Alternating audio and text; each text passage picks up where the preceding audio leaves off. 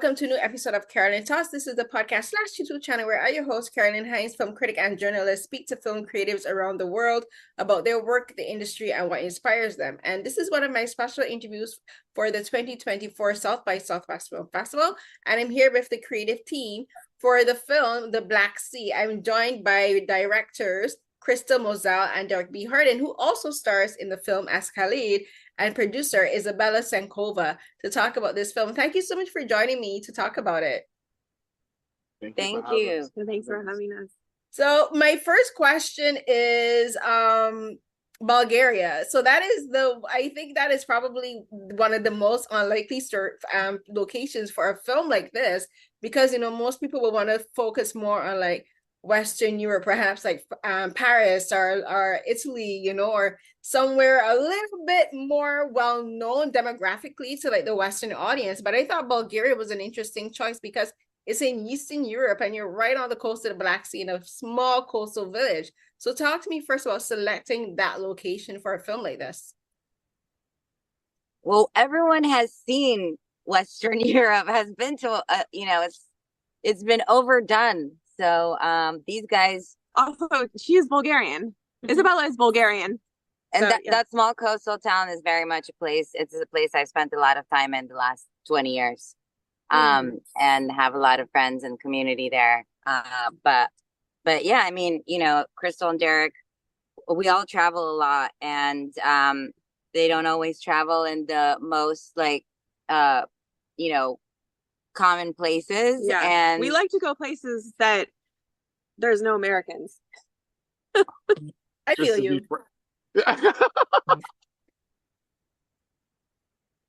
What a tagline. I feel you. But Izabella has the community there, so we went and visited her, and yeah, Derrick got inspired. I got inspired. You know, as like she said, we travel a lot. And just to mention the elephant in the room, like when I got to Bulgaria, they don't have a lot of African American people, you know, so you can feel it, you can see it, but the culture of hip hop is very prevalent too. So you feel safe. But this was the first time as a Black man that I didn't feel like somebody didn't know me, or when somebody was looking at me that they were just kind of judging me or prejudging me. This was like innocence. If they didn't know, it just felt so heartfeltly innocent. And it felt like a place that I could play with my own stereotypes and creativity and not feel bad about it. I understand that, because the thing is I'm from Barbados. So like Barbados is a very, I guess you could say, a westernized country in the terms of like tourism is our biggest import, our biggest industry. So we get a lot of people literally from all over the world, including Western and Eastern Europe. And I've worked as a barista and I've worked in the tourism industry there. So I've met people from all over the world. And I have that perspective of being the local, of watching the tourists come in and interacting with them and trying to make them feel welcome, no matter if they've never been to an island or seen as many Black people before. But I've also been the tourist. Like I've traveled to different countries, and like recently, last year, I went to Korea twice, and I went to Busan. And while Korea is very familiar with Western culture, very familiar with American culture, they're not familiar with Caribbean culture.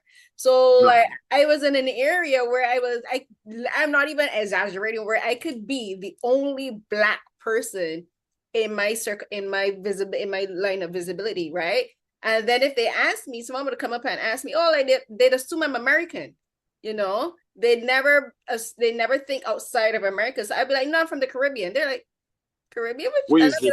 And I'd be like, Barbados. And they'd be like, Barbados? I'm like, Rihanna, you know? So they say, like, oh yeah, we know. Right. So I when I was watching the film, I'll admit the film seemed a little bit off kilter to me. I was like, what's happening here? But then as I got more into it, I related to the character of Khalid in that way, where like the people are nice, but you don't feel excluded based on race, but you do feel excluded based on the fact that they're not familiar where you're from. You know, like they don't know where you're from. So I relate to that. So talk to me about the style of filming, because this kind of felt kind of like improvisational, but almost like guerrilla filming. Whereas like you have a script, you have a plan, you have a production plan, but if something happened, you're like, you know what, let's interact with these people and make this story work this way. Because I wondered if a lot of the interactions that Khalid had were scripted, or if some of them were like you and like the character of Ina played by We don't have a script. There's no script. There was no script, right? I wondered about, because I was like, this is giving me guerrilla style filming. Like the character of Ina played by Irmena Chichikova. There are times where her reactions were so just like, what is happening? I was like, this cannot be scripted. So talk to me about approaching the situation this way with no script, because like you have to also hope that the people that you're meeting, the locals, don't say something offensive or like wayward, or just do something that is not only dangerous but just like won't work for a film. We don't hope. We just do it, and we kind of trust the process and know that really amazing, things will come from just, I think Derrick will just go up to anybody and talk to them or bring them into a scene without them even knowing what's happening. But yeah, we kind of just, we had an idea that, Khalid's gonna get stuck in this place, and he figured out how we're gonna make that work with the fortune teller and the Raya woman who ends up, passing away, and then we kind of just built the story as we went and knew what we were building towards, but a lot of it was just, interacting with locals, and everybody was on board. It was fun. It was fun for this place to kind of have this film crew around, and everybody wanted to be in the film, and some days they were all watching us, other days, they would just be hanging. Like the set kept getting, as we kept finishing the movie, the set kept getting deeper and deeper and deeper and deeper, because it would be like just people that we had filmed 2 days ago. They're like, oh, I'm gonna by. You're filming? I'm gonna come by. So yeah, we had more crew than what we started out with, but it was just our support system, and because Izabella opened the door to Shizuoka for us. Well, and also like Derrick, wherever he goes, he becomes like the unofficial mayor of that place. So I really trusted that the story would build just from his natural charisma, that wherever we go, this can happen. Like it's a thing that Derrick will meet every single person and become a character in that place, and know the locals and say hi to everybody. It's like that's just very much who he is. So, but it's also the fact that Crystal Moselle and Izabella, they come from such a dark world, achieving some stuff that people dream of, Wolfpack, Skate Kitchen. So I think that documentary style, guerrilla, as you said, that type of style mixed with me as an underground hip hop artist, I think that blended what you see in this movie, and we all came up with this phrase that we share synergy with, and it's a phrase that will be used 30 plus years from today. It really describes what this film is for us and the making of this improvisational film. It's called cinematic freestyle. No, it works, and it really works in this film, because as I said, the film when I first started out, it was like, what is happening? Especially with him like trying to be a gigolo. I'm like, what are you doing? Going to Bulgaria with no plan, no charger. How do you travel halfway across the world with no charger? Shame on Khalid. When he said that, I was like, really, guy? Like, no charger? Like no plan. He was down bad. He thought he was going to come up. Yeah. But a charger?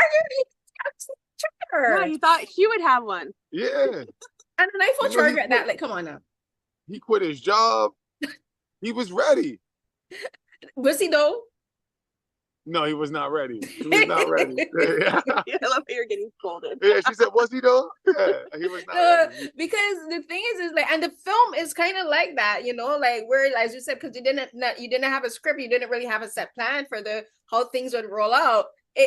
like as the character of Khalid developed and his relationship with the people that you interacted with developed, so too does the story. So too the story begins to make more sense that way. You know, the story begins to feel more organically grown and developed, and you really get to get the sense of like, I can see how someone settles into a new place. And like me being an immigrant, I've been there where like you're like, even with a plan, even when I moved there with a plan with my twin sister, nothing really goes to plan once you actually land and get in, you know, like you meet people who will say things and you'll be like, okay, this wasn't what I expected. Like the things that you hoped would happen, hope to get a job by a particular time, didn't happen, you know, and the job that you set out to do isn't the job that you're actually ending up doing, you know, like he started a matcha cafe of all things.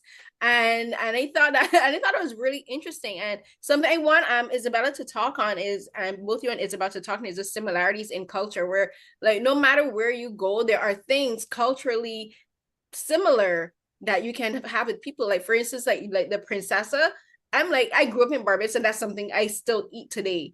Like a slice of bread toasted with cheese and tomato, and like that's a snack for me. That's something I grew up eating as a child, and I still eat that as a adult because I sometimes just don't feel like making a full 3-course meal. But like it shows that you can have these similarities with people. Sometimes they don't have the same name, but the foundation of like the things with like food, cultural behaviors, the way, you know, like how you speak to your elders, these things are cultural touchstones no matter where you go. So Izabella, as the producer, but also being someone from Bulgaria and having like this familiarity with the location, can you talk about inserting those kind of like elements into the story and into Khalid's interactions with Ina in particular? Yeah, I mean, you know, I think we tried to be intentional about that, like to find these kind of not overly obvious things that that would connect the two of them. And I think part of it, I mean, the pepper roaster, that was something that already on his first trip to Bulgaria the previous summer, Derrick was like super into.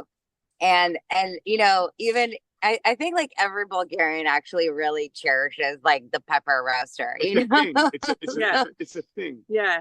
There's a real nostalgia about it, and it's like doubles for Trinis.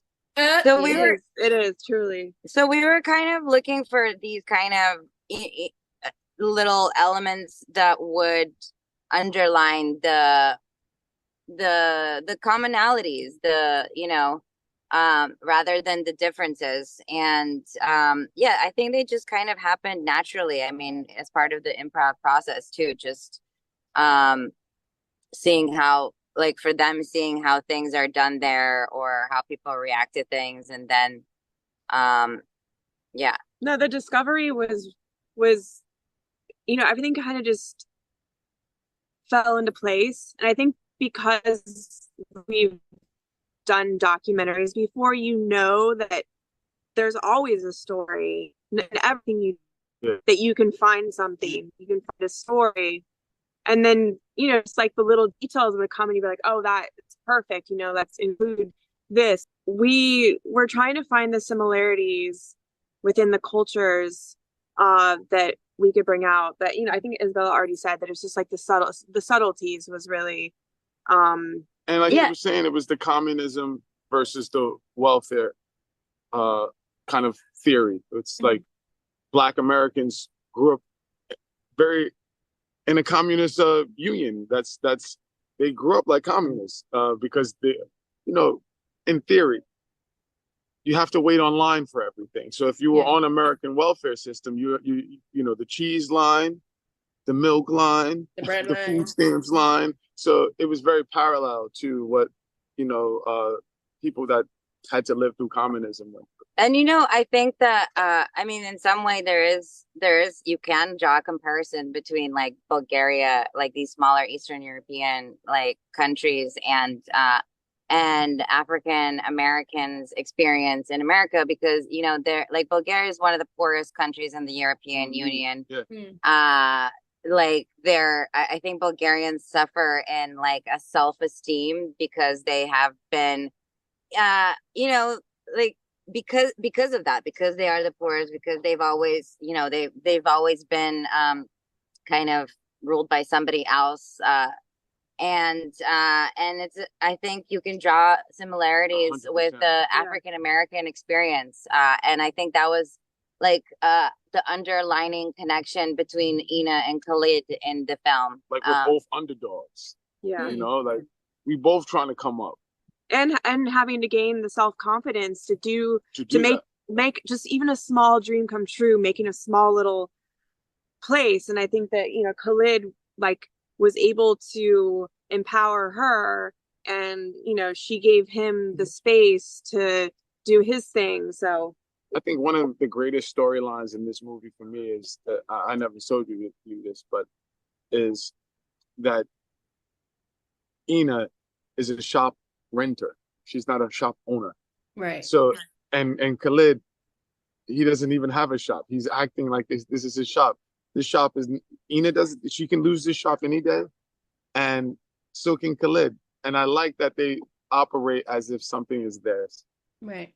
Yeah, what I thought was interesting is that he gave her the confidence to finally take that step out and like own the shop for herself, and she gave him the confidence to stick to a plan, you know, like before you get the sense that he owes people a lot of money because he makes plans but he doesn't follow through. But this is the first time he's following through, and he's following through because he has her believing in him and depending on him. Whereas like from the conversations, there's like two people he has conversations with back home, and you get like it's not that they don't dislike him. He's a very likable character, but they're like, I can't trust you to follow through. So it's like, you still owe me money. Why are you calling me and asking me for more money when you already owe me money? But Ina doesn't have that history with him, you know. It's like a clean slate completely with him, so she doesn't have any kind of preconceptions about Khalid. And so when he shows her that he can make the sandwich and that they have that in common, and that he has this, the matcha tea was interesting because we were talking about commonalities between the cultures with regards to like welfare system and communism, but also the food.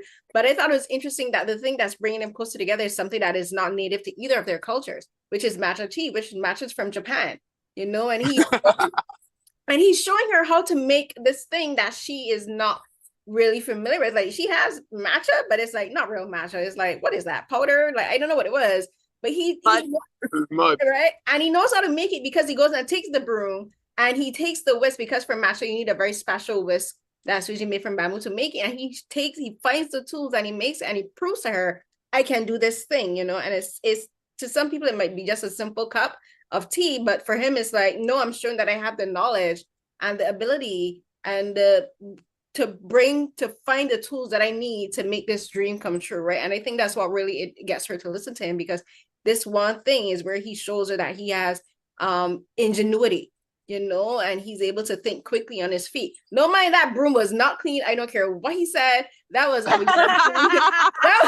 that was a yard broom. I was like, where are you getting with this yard broom to go and make this wish for this year? I was like, you better not do it. And he did it. I was like, come on now, really? But like that scene really shows like this is what he's capable of. And then he takes it and he grows it, you know, he expands on it. So I thought it was interesting that this thing that brings them a new light actually isn't from either of their cultures. So I thought it was a very interesting juxtaposition in the narrative. So talk to me about that. Talk to me about the matcha and the whiskey. I can talk to you about the matcha because there's some truth behind the matcha. I'm a barista. I was a barista too. We got a lot in common. Yeah. So I work in coffee still. Derrick still is a barista. Oh, still? Yeah, so that's my goal, is to be a working class celebrity. And the matcha comes from is the metaphor for how Brooklyn, the place that I was born and raised at, has changed. Of course, there are healthy versions of gentrification, and of course there are bad versions of gentrification. So the matcha represents that for me, like the difference. And now I'm going to take this Japanese drink to another place and introduce it. Yeah. And do what they did in my borough to me somewhere else. But you did it the right way. You did it the way you showed them the right, which I think is where people don't understand about gentrification. Yes, you can introduce new cultures, new ways of doing things, but and you have to take the person from the neighborhood and give them the job. Exactly. And respect it, right? Exactly. Yes. Don't say you bring a matcha and then just go and bring some retail like virgin matcha. No, bring me the real matcha, then I can truly appreciate it. If you're not going to be honest and authentic, what's the point of it, right? So I kind of that's where I think it comes in because Khalid is kind of like that way. He could be like looked at as almost as like a gentrifier, but he's coming with a sense of authenticity behind it. You know, he's not coming to change the people. He's coming to work with them, which is the difference of integration and assimilation. He's not coming to make them assimilate to him or to assimilate into their culture. He's integrating into it naturally and be staying true to himself. That's true. I love one of my favorite lines in the movie is like, ever since they gentrified Brooklyn, it's all I drink. So it's like we're not like hiding away from what he's doing. Like he's aware that ever since they gentrified Brooklyn, it's all I drink. They showed me how to do this, so I take it everywhere. And that's what I use for coffee. Like I wouldn't have survived a gentrified Brooklyn. I'm a high school dropout. I graduated 8th grade. I worked in fashion. I was a visual merchandiser. I brought H&M to America. I've been very fortunate enough to get cool jobs. But as I got older, the cool jobs died down from when you're not 20 anymore. So I had to find a profession. And coffee was the profession that the newly gentrified people of Brooklyn, it took them so long to teach me, but that's what I used to want to learn. Like, I have to learn this because I can go to Paris and do this. I can go anywhere and be a barista. So, yeah. Yeah, if you do it well and if you do it with like authenticity, it'll work out, right? Yeah, 100%. 100%. And for you, Izabella, we need to talk as a producer, your job is to make sure things work, that the film works the way it's supposed to work, you know, that the plans that you have are well thought out and that they're executed. But for a film that has no script, for things where you have like Derrick and Ina and like just organically interacting with the people they meet and the situation just flowing naturally from there, what was that like for you as a producer? And then also like not only producing on the film, but working with, I guess you would say, like the Bulgarian film community and like even with the people in the locations, because you got to make sure that you have permission to go into certain locations and that you can film. And like what was it like, what was that process like for you working on a film that operated like this? It was a dance. Yeah, I mean, you know, I think I one of the things I love about like film production is that you're always presented with like unexpected situations and you have to figure out in the moment how to work them out and keep going, you know. And this film from like the very beginning until the very end was that. Like there was not a moment to breathe and you know, to maybe this morning there was a moment of breathing. We got past the premiere and then everybody slept a little bit late for the first time. But it was just you know, we had to be on our toes the entire time because things were changing. We had a schedule that was never thrown out the window every morning, and the new schedule was made on the hour. And our AD, it was pretty wild in that respect, but it also made it really fun and spontaneous. And yeah, so. And I think that, you know, one of the other things is like because Bulgaria is so small and everyone kind of knows each other. I mean, we basically, you know, greenlit the film 2 weeks before we started shooting. So I had to put together a full film crew in 2 weeks. And they were fantastic. No, I mean, the quality of work there is great because they shoot a lot. But I think that there's not many places you could do it in such a short period of time. And that was really to our advantage. Yeah. Tell me about casting Irmena to play Ina, because like your plans were kind of like not planning. How did it go with like casting her and then getting her to basically go along with your style of filmmaking? Because as an actress, she has one idea of performance and filming and direction and all of that. But then once she gets into the setting, she realizes, oh wait, this is not what I was expecting. And then she's probably maybe interacting with people that she knows if she's from that area. And then, but she has to like do it in a way where she's comfortable, but then she's also like, this is a style of filmmaking that I've never done, but you know what, it works for this story. Like, what was it like casting her, then working with her on set, especially for you, Derrick? The way her character is introduced is you think that she's just gonna be a character that's just gonna be there, then not like some of them, but then she comes back, and she's the driving force for Khalid to improve himself, and she tests him, and she's like telling him to step up, and she's like, I'm trusting you to like step up and be there and stay there, and she becomes a very, very important person in his life, and not only think for him, but I think in an extension, the people that his family back home, because without her motivating him to do better, he doesn't become better for his family and his friends. Also talk about working with Irmena and casting her and like developing that friendship with the two characters. So you can go, Derrick.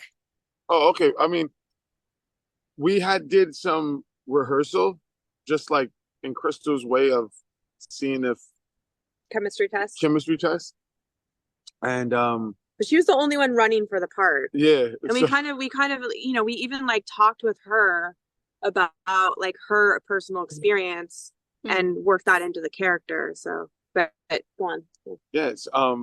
So once we did the chemistry test, it was there, and I think that one of the first scenes we shot was where I say, you guys, you Gorgie, whatever the fuck your name is, you guys are disgusting. You guys are all weirdos.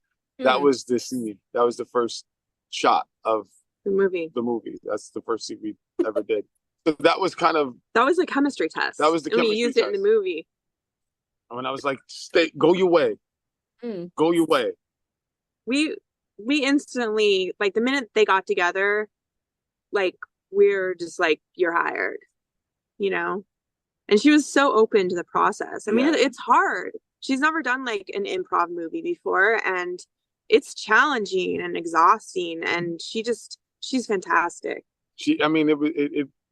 People think my performance is good. I have to credit it to Irmena, because it's a huge reflection of being able to bounce. I could be good at basketball and have 4 players that suck, and we won't win. I promise you. But I wanted to win, and she is very skilled and talented, as well as loyal. So I had the greatest luck of having my debut acting to be with people who act every day. So even though we're doing improv and it's kind of funky guerrilla style, these are professional actors. So when I'm reflecting and bouncing off of these guys, it's gonna work, because they know what they're doing, and they also helping me. If we cut a scene, Irmena might give me a line or two, like, listen, just calm down a little bit on that next one. Try that one. Like, so I think that those things are fun. Yeah, she balanced you out, because she helped you to like just like tone it down a bit, and when it needed to be toned down, and then there's scenes where like you being hyper makes sense, exactly. And then there's somewhere you're like, and like, I don't want to borrow the phrase, don't freak out the natives, but it's like, so, that kind of way, but it works. And I'm so happy that I actually got to speak with all 3 of you, because it actually makes me understand the film better, because like people watching this film and not having the background of knowing that it's improv would be like, this feels chaotic, but then you realize it was chaotic, but it worked, because like moving to another country with no plan is chaotic. That's immigrating. But that's the goodness of chaos. That's the goodness of chaos. And it's like there's a few famous things. There's a famous phrase called faith in chaos. It's also what Darren Aronofsky, his parenthesis title to his famous movie Pi, was called Faith in Chaos. And if you're faithful, it's like the eye of the storm. Right. If the calm is in the storm, it's in the middle of the storm. So, yes, there's also chaotic. Yeah, there's a great term also, like the edge of chaos, on the edge of chaos, right. Which I love that, because like when you're like, you have something due for 2 weeks and then you do it like the last minute, on the edge of chaos. Like our whole shoot, like our whole energy was that we're like, we're just doing it because we have to do it, because we have to.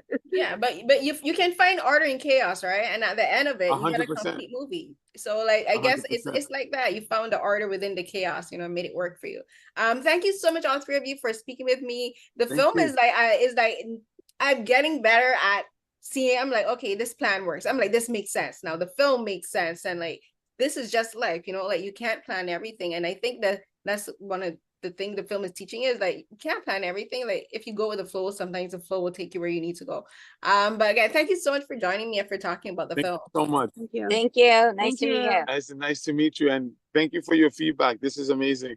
Great, thank you so much, and have a good day. Have a good festival. Thank Blessings. you. All right. Bye. Bye. Hello, everyone. That was another episode of Carolyn Talks, and today I was joined by filmmakers Derrick B, Harden, and Crystal Moselle, and producer Izabella Tsenkova to talk about their film, The Black Sea, which was an unscripted feature about Khalid, played by Harden, who finds himself in a small coastal town in Bulgaria on the Black Sea. And as you can get from our discussion, like filming was chaotic, but it worked out.